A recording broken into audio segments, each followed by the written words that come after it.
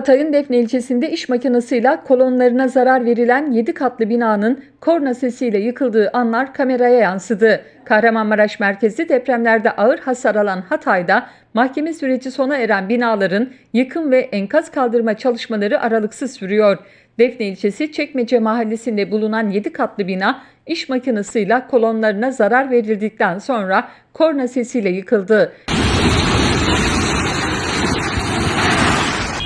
Binanın yıkılma anı ise kameralara an be an yansıdı.